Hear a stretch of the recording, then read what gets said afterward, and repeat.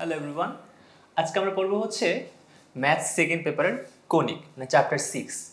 So conic পড়ার আগে সব থেকে প্রথম হচ্ছে তোমাকে সরলরেখার বেসিক জানতেই হবে। যারা যারা সরলরেখার বেসিক জানো না, দৌড় দাও আগে সরলরেখার বেসিক শিখে আসো। মানে একটা রেখা এক্স অক্ষের সমান্তর হলে কি হয়, অক্ষের সমান্তর হলে কি হয়, একটা রেখা আরেকটা রেখার সাথে লম্ব হলে কি হয়, এই জিনিসগুলো শিখে আসো। মানে ঢাল, তারপরে বিন্দু দিয়ে কীভাবে সরলরেখা তৈরি করতে হয় এগুলো শিখে আসো। তারপর হচ্ছে আমার কনিক করা যাবে আর কি।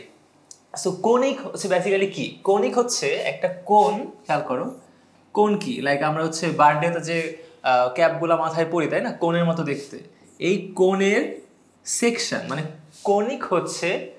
কনিকের মধ্যে কি কি পড়ে আমাদের? পরে হচ্ছে পরাবৃত্ত পড়ে তাই না, তারপরে উপবৃত্ত পড়ে, তারপরে অধিবৃত্ত পড়ে, ইভেন আমাদের যে বৃত্ত তাই না, বৃত্ত সরলরেখা সবই কিন্তু কনিকের আন্ডারে পড়ে। মানে আমাদের যত টাইপের মানে বক্ররেখা পাওয়া যায় নর্মালি, এমন যেগুলো আমরা ইউজ করি সবগুলো কিন্তু কনিকের আন্ডারে পড়ে। যেমন সরলরেখা হচ্ছে জাস্ট এই সাইডটা, এই সাইডটা হচ্ছে সরলরেখা একটা। বৃত্ত কোনটা দেখো, এইটা হচ্ছে বৃত্ত। কিংবা তুমি এখান থেকে যে কোনো সেকশন কাটো, সেটা কি হবে? এটা কিন্তু 3 ডাইমেনশনাল, এটা কিন্তু 2 ডাইমেনশনাল। একটা চিন্তা করো, একটা বার্ডের একটা মাথায় ক্যাপ, যেটা হবে উপর দিকে কাছে আস্তে চিকন হতে হতে কি মিশে যায় তাই না। সো এটা কিন্তু যে কোনো জায়গাতে বৃত্ত পাওয়া পসিবল। মানে আমি যদি এইভাবে কাটি তাহলে কি পাওয়া যাবে? বৃত্ত পাওয়া যাবে। যেমন এই প্লেসটা ধর, এখান থেকে কাটা, এটা একটা বৃত্ত। তারপরে পরাবৃত্ত কি হবে? পরাবৃত্ত হবে হচ্ছে তুমি যদি এইভাবে কাটো, এইভাবে যদি এইভাবে কাটো, মানে এই বরাবর কাটো, এটাকে এই বরাবর যদি কাটো, তাহলে যে সেকশনটা পাবা সেটা কি হবে? তোমার পরাবৃত্ত। তুমি যদি এই বৃত্তের সময় কি এভাবে সোজাভাবে কাটতে হয়েছে না, যদি একটু বাঁকাভাবে কাটো তাহলে পাওয়া যাবে হচ্ছে উপবৃত্ত। তখন এভাবে হবে জিনিসটা, সেটা হয়তো উপবৃত্ত হবে। মোট কথা এখানে সব জিনিস হচ্ছে কনিকের সেকশন। এই জন্য আমরা মানে কোণের সেকশন হচ্ছে এই জিনিসগুলো, এই জন্য এটাকে আমরা শর্টকাটে বলি হচ্ছে কনিক। আমি একটু ভালো মতো দেখাই, যদি এখানে কনিক আছে কিনা দেখি। এখানে আপাতত কনিক নেই, বাট খেয়াল করো জিনিসটা এমন। এই ধরো একটা রেখা, ওয়েট এটা কালার চেঞ্জ করি। হ্যাঁ, ধরো আমার এই একটা রেখা, এই একটা রেখা, ও ঠিক আছে। এবার আমার এই একটা রেখা, আর ধরো হচ্ছে এই আরেকটা রেখা, রাইট? কনিক হলে কি হবে? এর এখানে আবার কি থাকবে? একটা এমন সার্কেল থাকবে, রাইট? এই যে এটা একটু সুন্দর মতো হবে আর কি, এমন হবে, রাইট? এটা একটা কনিক, একটা কোণ আর কি। সো কি বললাম, এই পাশের রেখাটা হচ্ছে আমার কি, এটা হচ্ছে আমার সরি, এটা হচ্ছে আমার কি হয়? সরল রেখা, রাইট? সরল রেখা। এই সেকশনটা কি? এইটা হচ্ছে আমার বৃত্ত, বা এই বরাবর যে কোনো সেকশন তুমি কাটো সেটা কি হবে? বৃত্ত হবে, মানে বৃত্ত পাওয়া যাবে। এই সারফেসটা দেখো একটা বৃত্তের মতো। এটা এখান থেকে দেখতে অনেক চ্যাপ্টা লাগতেছে, বাট এটা যখন আমি এমন করব তখন দেখতে কেমন হবে? এমন হবে, রাইট? এই যে কনিকটা এমন হবে, এদিকে ছোট হয়ে যাবে আস্তে আস্তে। ওকে, আচ্ছা। সো তারপরে দেখো তোমার আরও কি আছে। যদি তুমি এইভাবে কাটো, বাট একটু কাত করে কাটো, বাট যেন এইখানে যেন না আসে, তাহলে এইখানে যে সেকশনটা পাওয়া যাবে সেটা তোমার হবে হচ্ছে উপবৃত্ত। কি হবে? উপবৃত্ত।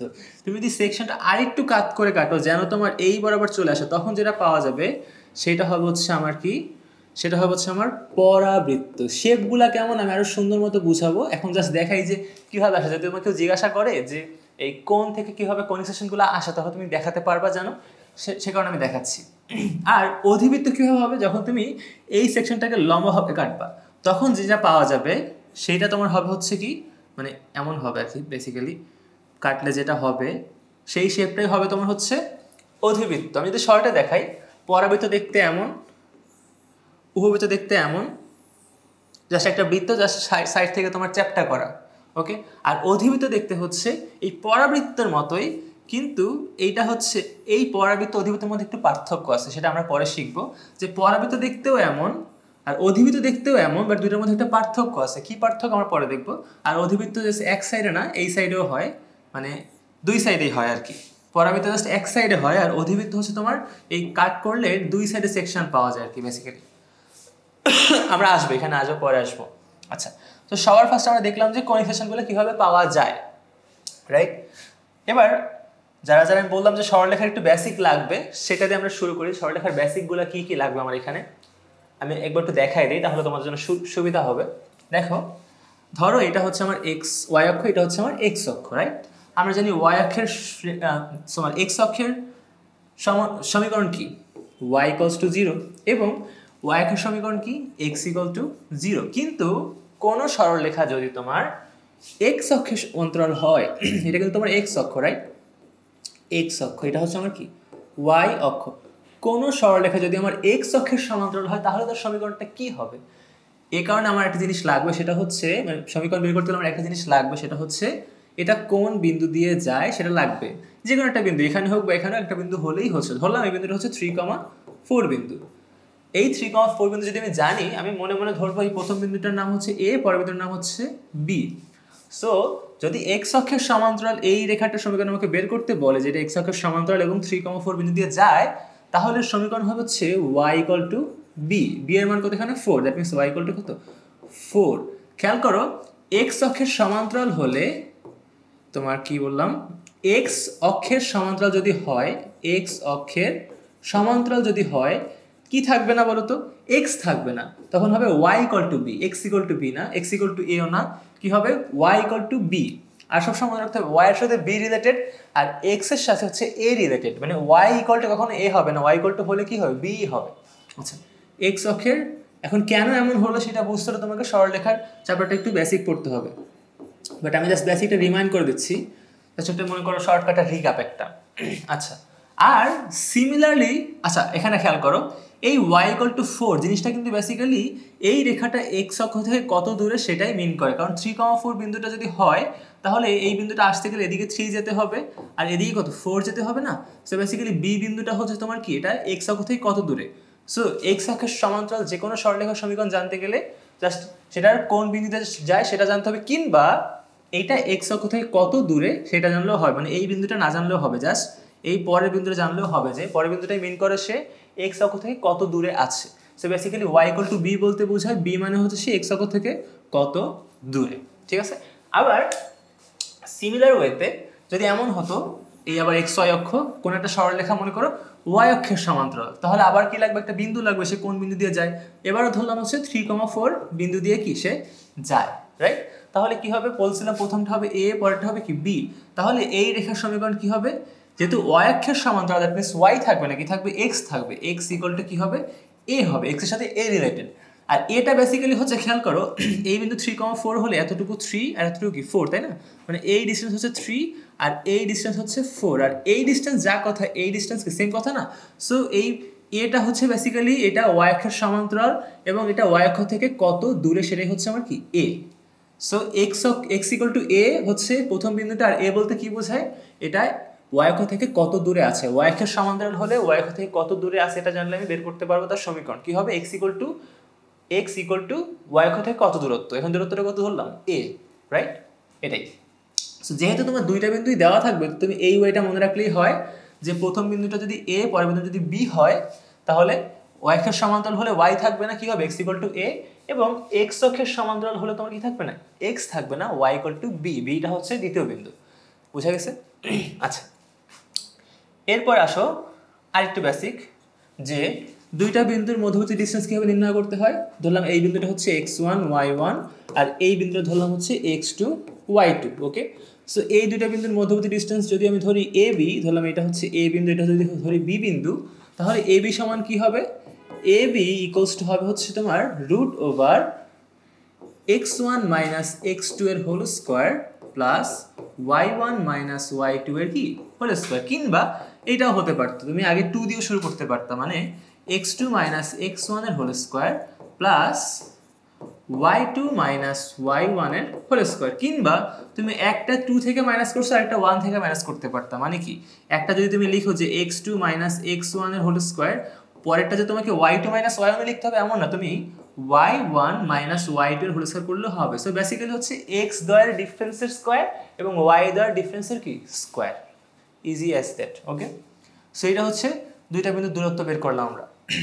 আর একটা বেসিক জানতে হবে, সেটা হচ্ছে কোন একটা বিন্দু থেকে একটা সরলরেখার দূরত্ব। ধরলাম এই সরলরেখাটা হচ্ছে আমার ax plus by plus c। কেন এমন ধরার রিজন কি দেখো, ম্যাক্সিমাম সরলরেখা কিন্তু আমার এই ফরম্যাটেই থাকে। যেমন ধরো একটা সরলরেখা 4x প্লাস 3y প্লাস 5, এটা কিন্তু এই ফরম্যাটেই। দেখো এখানে a এর মান হচ্ছে 4, b এর মান হচ্ছে 3 এবং c এর মান কত 5।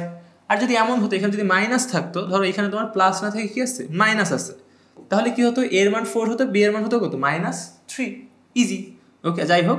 সো এখন আমরা বের করবো হচ্ছে কোনো একটা বিন্দু থেকে, ধরো বিন্দুটা হচ্ছে x1, y1, এই বিন্দু থেকে এর কিন্তু মান আছে, মানে 3,4, 4,3, যে কোনো একটা সংখ্যা মান। ওকে, সো এই স্থানাঙ্ক থেকে এই বিন্দু থেকে এই সরলরেখার লম্ব দূরত্ব কত, দূরত্ব মানেই লম্ব দূরত্ব। ওকে, এই লম্ব দূরত্বটা কত, লম্ব দূরত্ব ধরলাম এই লম্ব দূরত্ব হবে তোমার এ বি ধরো। সেইখানে লম্ব দূরত্ব এ বি এর মান কত হবে, এ বি এর মান হবে হচ্ছে এই সরলরেখার এক্স আর ওয়াই এর স্থানে কি বসবে, এই x1 y1, মানে এখানে হবে হচ্ছে ax1 plus by1 plus c equal to 0 লেখা যাবে না, জাস্ট এই পাশটা লিখতে হবে, এই পাশে 0 রেখে এই পাশটা এখানে লিখতে হবে, ডিভাইডেড বাই এখানে হবে হচ্ছে এই সরলরেখার, এই বিন্দু না কিন্তু, এই সরলরেখার এ আর বি এর স্কোয়ার, মানে এ স্কোয়ার প্লাস বি স্কোয়ার, এ আর বি এর যে মানটা হয় তার স্কোয়ার করে যোগ করতে হবে দুইটার। এবং যেহেতু দূরত্ব কোনো সময় নেগেটিভ হয় না, এটা নেগেটিভ আসার চান্সও আছে, কারণ উপর যদি নেগেটিভ আসে তখন নেগেটিভ চলে আসবে না, তাহলে এটা কি দিব, মডুলাস সাইন দিব, যেন যে মানটাই আসুক আমি সেটার পজিটিভ ভ্যালুটাই যেন নেই। সো এই হচ্ছে ওভারঅল তোমার সরলরেখার বেসিক, যেটা তোমার কি রাখবে, কণিকে ইউজ করতে হবে। কণিক পড়ো, বৃত্ত করো, তুমি যাই পড়ো না কেন, মানে পরাবৃত্ত, অধিবৃত্ত, উপবৃত্ত, বৃত্ত, তুমি যাই পড়ো না কেন তোমার সরলরেখা কিন্তু দরকার হবে। আচ্ছা, সো এতটুকু আমরা জানলাম, যদি ফার্দার লাগে আমরা পরে আবার শিখবো, কোনো সমস্যা নেই। আচ্ছা, সেবার আসো আমাদের কণিকের সাধারণ ইকুয়েশন কি। যেমন আমাদের বৃত্তের সাধারণ ইকুয়েশন কি ছিল, বৃত্তের সাধারণ ইকুয়েশন ছিল কি, x square plus y square plus কত 2gx plus 2fy plus c equal to 0, তাই না? এই জিনিসটা কিন্তু বেসিক্যালি এই কণিকের মধ্যেই পড়ে, মানে বৃত্ত কিন্তু কণিকের সেকশন, পরাবৃত্ত, উপবৃত্ত আর অধিবৃত্ত শুধুমাত্র কণিক তা না, বৃত্ত কিন্তু কণিকের সেকশন, মানে কণিকই বৃত্ত।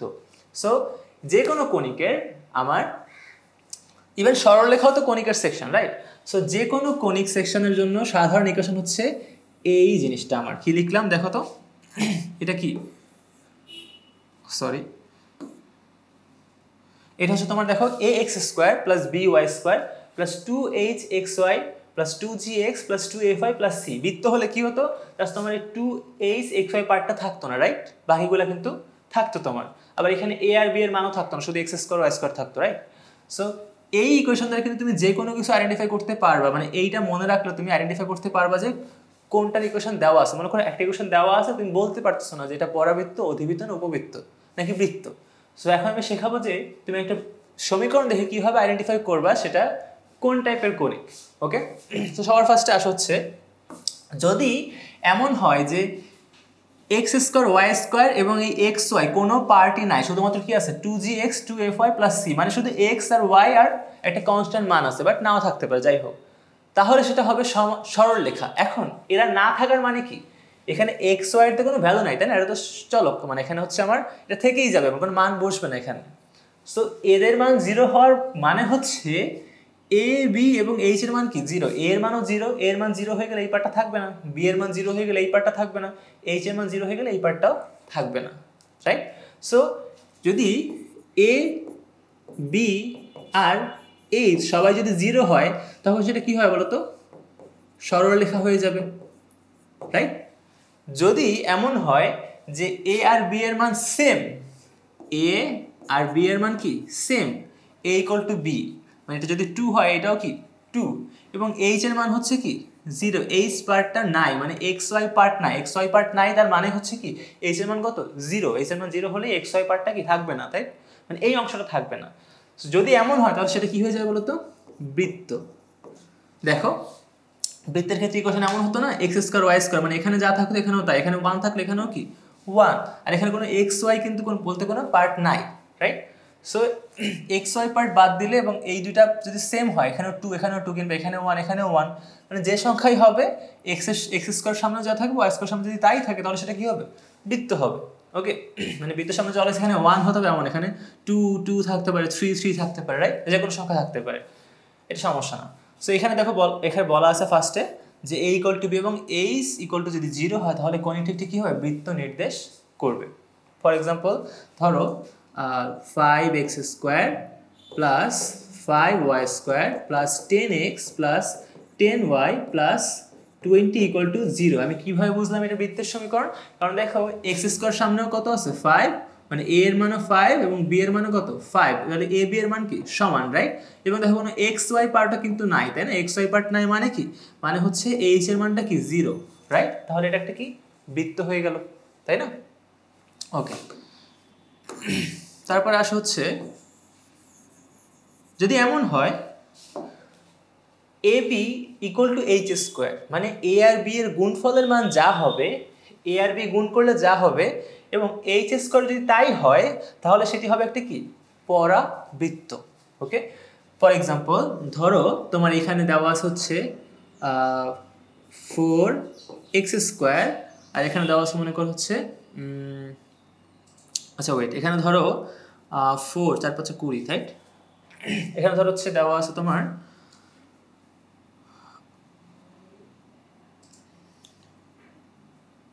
ধরো 4 5 20 এমনই আছে, আর এখানে মনে করো একটা পার্ট আছে, আমি জাস্ট লিখে দেই তাহলে সুবিধা হবে। ওয়েট, এটা কাটি। ধরো তোমার এমন দিল x square plus 4y square plus 2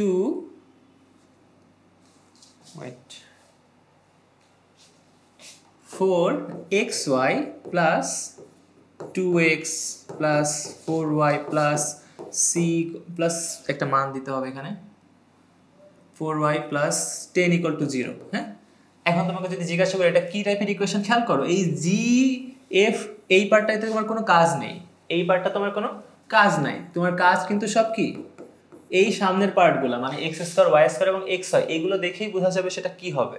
শুধু এক্স শুধু ওয়াই এগুলো দেখে কোনো দরকার নেই, ওগুলো আমার দেখার দরকারই নেই। আচ্ছা দেখো এখানে এ এর মান কত বলো তো 1, রাইট?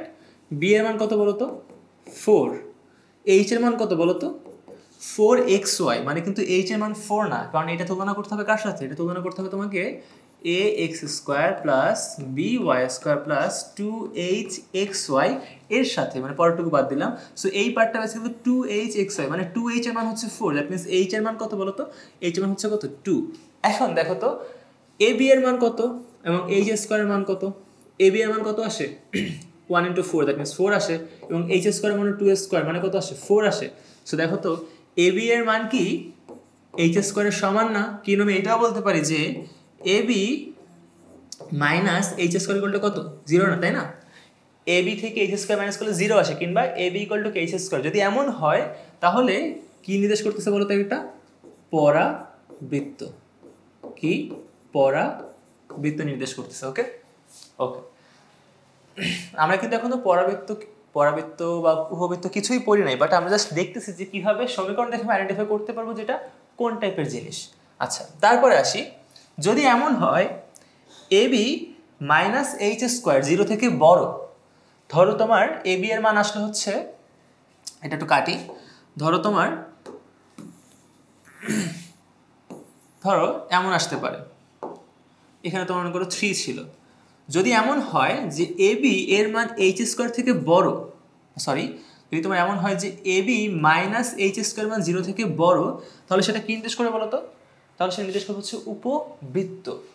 উপবৃত্ত দেখো এখানে ab এর মান কত, এখানে ab এর মান হচ্ছে কত 3 into 4 মানে কত 12, রাইট? মাইনাস এইচ এর মান কত ছিল 2 স্কোয়ার, রাইট? 2 স্কোয়ার, দেখো তো এই মানটা কত আসে, এটা আসে হচ্ছে 12 মাইনাস 4, দ্যাট মিনস আসে হচ্ছে 8। সো 8 হচ্ছে কি বলো তো 0 থেকে বড় না, যেহেতু 8 0 থেকে বড়, সো এটা কি নির্দেশ করছে, একটা উপবৃত্ত নির্দেশ করতেছে। আমরা এটাকে এভাবে বলতে পারতাম, যদি ab এইচ স্কোয়ার থেকে বড় হয় তাহলে সেটা কি নির্দেশ করবে উপবৃত্ত, মানে এটাকে আমি এভাবে বলতে পারি, কিংবা বলতে পারি যে ab মাইনাস এইচ স্কোয়ারের মান কি 0 থেকে বড়, আমি দুইভাবেই কিন্তু বলতে পারি। ওকে, সো ab এইচ স্কোয়ার থেকে বড় কিংবা ab মাইনাস এইচ স্কোয়ার 0 থেকে বড়, তাহলে সেটা হয়ে যাবে কি উপবৃত্ত। তাহলে থাকলো কি, থাকলো যে যদি 0 থেকে ছোট হয়, তাহলে ab মাইনাস এইচ স্কোয়ার যদি 0 থেকে ছোট হয় তাহলে কি নির্দেশ করবে অধিবৃত্ত।